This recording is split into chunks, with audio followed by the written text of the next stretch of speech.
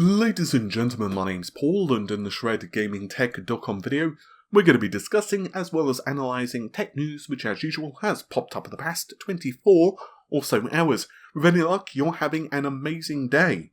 And we are going to be starting this video out with news of Renault, which are upcoming APUs featuring the Zen 2 microprocessor architecture along with AMD's Vega GPU architecture.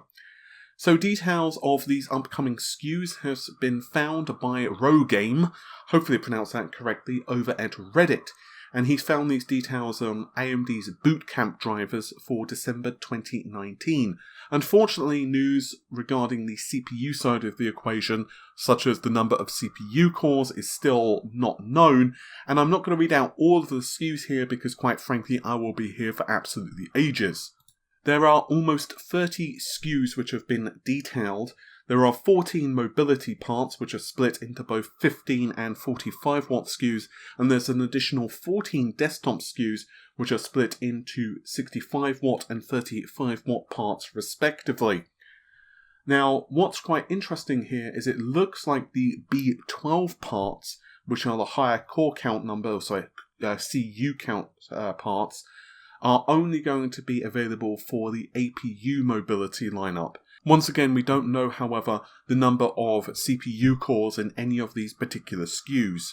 From what we can ascertain, however, on the GPU side of the equation, the clock frequency is going to be higher than previous APUs, and it's going to be a maximum configuration of either 12 or 13 compute units. Now, as for the platforms themselves, on the AM4 side of the equation, it should be compatible with existing motherboards, providing obviously that a BIOS update is provided by the respective manufacturer. On the other hand, on the mobility side of the equation, it will be using the FP6 socket. There still hasn't been an official announcement as to when we will see these processors become available on the market. AMD have confirmed that we will learn more details of the next generation RDNA-based GPUs at CES next year, which obviously takes place in January, and there are multiple rumours that we will see a launch of Renault some point in the early part of 2020. I don't think it's exactly a leap to say that we will likely see at least some hints officially from AMD at CES, but obviously that is just speculation and certainly not confirmed. But from AMD, I'd like to shift your focus to Intel. There has been a rather fascinating patent which has been discovered just recently, although it was actually filed back in January of 2018, so it's almost 2 years old now. It's only publicly became visible. The patent is for what Intel refer to as super dies. And these dies are an enhanced variant, I suppose, of chiplet technology, both as kind of interconnects as well as MCMs. One part of the patent reads, and I quote, "These bridges need to only support the dense die-to-die interconnect from edge to edge and can consequently be much smaller than a silicon interposer. The silicon bridge concept also eliminates the need for TSV technology." According to Intel anyway, the problem with silicon interposers is that they basically negate the point of MCPs in terms of the cost. So with this technology, it pretty much helps to reduce that drawback. But this technology, honestly, at least up until this point, sounds very much like AMD's chiplet design, albeit slightly different. However, there is something that's rather interesting which has been described in these patents, and that is that you can actually have active dies which perform kind of like a dual role. They can be either a passive interconnect, or they can also be a functional die as well. I'm going to read this quote verbatim. "In some embodiments, the bridge can also be a passive component in that it has no functionality other than to provide a high-speed, high-density signaling pathway between dies. In other embodiments, the bridge comprises an active die, having its own functionality apart from the bridging functionality. That constitutes a third die or a multi-chip package." As an example then, you could potentially have like a memory module which would both act as an interconnect but also as, well, memory. So this could potentially mean that you have, let's say, a CPU die, a GPU die, and it's all tied together with a chunk of memory which could act as like a large local cache or something like that. It's very difficult, of course, with patents to know exactly how this could be extrapolated into a larger product, because at the end of the day, as I've said 1 trillion times on this channel, a patent is a patent and doesn't necessarily equal a real product. It seems we're going for all three of the big tech giants today, because we also have some news for Nvidia. The first of which concerns a new SoC, which the company have announced, albeit with, let's use the word loose details. They've basically said that Orin, which is the SoC in question, will be part of the lineup for Nvidia's self-driving vehicle system on chips. Orin is being created with a next-generation GPU architecture, although, surprising no one, Nvidia gave about as many details as you would expect regarding the upcoming GPU. They've said not even the name of the architecture, which is going to be inside of the darn thing. They did, however, provide details that it's 17 billion transistors in total, and that it would have a, quote, unspecified next-generation GPU architecture, and this would be combined with several ARM Hercules CPU cores. So while unfortunately we have absolutely no idea what the GPU architecture is in this thing, they have said that it delivers 200 trillion operations per second, which is actually 7 times the amount as Xavier was capable of, which was obviously the previous generation SoC. They've also stated that the Drive AGX Orin family will launch in various configurations in 2022, so it's a couple of years into the future, which means it could technically be either Turing's successor, which is thought to be Ampere, or it could even be Hopper, which is thought to be the generation after Ampere. I'd like to shift the focus from autonomous vehicles, though, to GTC China 2019 and Nvidia's efforts to push ray tracing. As we all know, when Turing launched, one of the continuing criticisms of the new architecture was that there just was not enough games which leveraged the RTX technology, whether that was DLSS or ray tracing or whatever. People were like, yeah, okay, that's nice, we've got a shiny new graphics card, but it's basically doing nothing other than running games at slightly faster frame rates, albeit costing more monies. But obviously over the past year or so, Nvidia have been heavily investing in supporting developers transition towards ray tracing. And this is going to be of paramount importance given that AMD are going to be pushing the second generation of RDNA graphics cards out to the market next year. Anyway, at GTC China 2019, Nvidia have unveiled several new titles which are getting ray tracing support, and one of those is Ring of Echelon. This title is not new, it actually launched back in 2018 on Steam, and despite the fact that it's already on Season 6, Nvidia have announced now that it's getting ray tracing support via an update. There are also several other games which will be featuring ray tracing support as well, including the rather impressive looking Bright Memory Infinite. I say it's impressive looking because you wouldn't believe this if you didn't know, but the game actually is created by just a single individual, and it looks rather impressive visually, and it will also be receiving ray tracing support. The reason I find this so interesting is because it's clear that Nvidia are doubling down on ray tracing, and there are a lot of rumours that Ampere is going to drastically increase ray tracing performance, but more than this, I don't think it's just going to be a battleground of the hardware side of the equation, but also a battleground in marketing. We've already seen that Nvidia are really pushing the RTX branding, trying to make it as synonymous as possible with ray tracing. Now clearly, the next generation consoles aren't going to be really using RTX for, well, multiple and obvious reasons. However, that isn't to say that Nvidia don't want you to think of RTX when it comes to any form of ray tracing. Indeed, we've already seen the memes right now, for example with the Tesla truck with RTX on versus RTX off.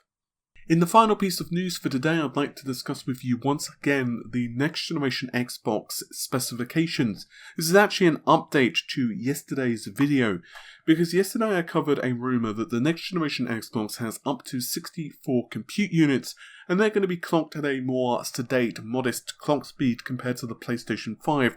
The rumour has it around 1470 to 1500 MHz. Anyway, a number of you asked my opinion to a news story which was doing the rounds back in April of this year, and it originated on the Reset Era forums. Now, the alleged specifications that we're looking at here is an custom Zen 2 CPU running at 3.2 GHz, a custom Nave GPU sporting, once again, 64 compute units, and running at 1475 MHz. The memory is 48 GB of GDDR6 memory, which is providing a rather blistering 672 GB per second of bandwidth. And the last thing is the SSD, which is apparently a 4 TB NVMe SSD. Now, this is the development kit. So obviously development kits are going to have a much larger pool of memory, most likely anyway. We're going to see half of that memory at best for the retail system, and we can presumably see a drastically reduced storage space, for the NVMe SSD as well, because 4 TB would be incredibly expensive, and apparently this system is going to cost $499 US. So I do have several things which I take issue with in these specifications. The first of which is the clock frequency of the CPU, which is listed at only 3200 MHz. Now, it's admittedly possible that these are old specifications. After all, they are from April. Therefore, we're seeing a bump up to the 3.5 GHz, which Windows Central are reporting. Or it's possible that Windows Central specifications are incorrect, but that's one red flag. The clock frequency of the GPU and also the number of compute units is something I went into exhaustive detail with yesterday, but in case you missed yesterday's video, I'll link it in the description of this video. But basically, my concern is that the clock frequency is way below what you would expect, given the leaks of the PlayStation 5, and furthermore, it would also eat up a lot of space on an APU. I mean, I'm not exactly expecting the APU to be tiny, but I also don't expect it to be the size of a dinner plate either. I personally believe that if we are looking at 12 T-flops, we're going to be around the 50 compute unit mark, to be honest. Could be wrong on that because we don't really know the size of the compute units inside of the second generation of RDNA, and we also don't know what other changes they're making to the APU in general. Like, we don't even know, let's say, if there's any custom work that they're doing on the APU like we saw for the previous generation. They, of course, had the move engines in there and bloody blah blah, so we don't know what they're exactly doing with the APU, but I highly doubt we're going to see up to 64 compute units. I might be wrong though. The leaker in question does apparently have a pretty good track record, so yeah, I'm just a bit skeptical that they would eat up that amount of die space. With that all said though, I do believe that the 12 T-flop figure is accurate, and there's a couple of reasons behind this. For one, Phil Spencer has gone on record and said that the specifications of the next generation Xbox, we've got a CPU which is 4 times faster, but the GPU is twice as fast. Now, admittedly, you could take the efficiency of RDNA into the equation and say, no, it's probably 9 T-flops. The thing is with that though, eventually the raw T-flop figure is going to become publicly available and confirmed. So let's, for the sake of argument, say it is 9 T-flops. People are just going to look at 9 and compare it to the 6 of the Xbox One X. And they're going to say, nope, that's not right. It's only 3 T-flops more. It's not twice the performance. What's going on? And obviously, you and I know that that's because they're taking the efficiency of the GPU into the equation, but the vast majority of people are not going to look at it like that. So I think that there would be a bit of a PR disaster on behalf of Microsoft if Phil said it was twice as powerful, and in terms of raw T-flops, it's not, because people look at things like clock frequency and T-flops, and they don't really take the architecture into account. But what's really interesting to me as well with all of this is that Just Video, Windows Central and Eurogamer, who we can presumably say are all using different sources, have all reported the 12 T-flop figure for Anaconda, which is now of course known as Xbox Series X, the high-end Xbox. Now, admittedly with Just Video, they don't have the CPU clock frequency, which most likely means that they either have sources which didn't provide them that information, or it wasn't locked down at the time. And obviously Windows Central have a more updated piece of information. Either way, you will also notice 16 gigabytes of memory and the storage of 1 terabyte of NVMe. I personally don't believe 48 gigabytes of GDDR6. Potentially, yes, the retail system could have 24 gigabytes of memory, which would be double that of the Xbox One X, but I still think that's too much.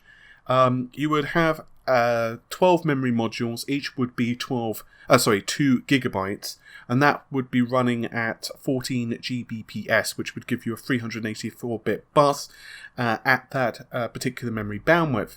But it just doesn't really seem right to me, and the amount of RAM would also not tally up with what several reports are stating that the next generation Xbox has. The one eyebrow raiser, though, is that Just Video are saying that the Xbox Lockhart has 12 gigabytes of memory, and I'm not sure that that tallies up with what Jason Schreier has said regarding the machine. He said that the developers who are working on Lockhart are complaining that there's not enough RAM. Then again, you could say, well, if they've been working all of this time with the specifications of Anaconda and now are basically downgrading the game for Lockhart, maybe that's the problem. We've heard from lots of people now that at one point or another Lockhart was basically canned, it was cancelled, but then Microsoft are pushing it again, maybe because they don't feel that, let's say, $500 for the Xbox Series X is going to be something that a lot of people want to cough up. And we can probably presume that Sony are going to want to undercut that. They're going to maybe want to charge, let's say, $399. So personally, I think that the price of Lockhart is going to be around $200 to $250. Then you're probably going to have, let's say, around the $400 mark for the next generation PlayStation. And then Xbox Series X is maybe going to be around the $500 mark. It wouldn't surprise me, though, if Microsoft tried to make Anaconda a little bit more appealing. Maybe they'll give away, let's say, 6 months or 12 months of Xbox Game Pass so that they can say, well, yeah, okay, it's costing you this amount of cash for the console, but if you pick up the console, you don't really need to buy any new games for it because you'll be good to go. Plus, of course, you've got all of the backwards compatibility for all of the previous Xbox consoles. Anyway, hopefully you have enjoyed the video. If you did, then the normal stuff, like, share, comment and subscribe. And I'll see you soon. Take care of yourselves. Bye for now.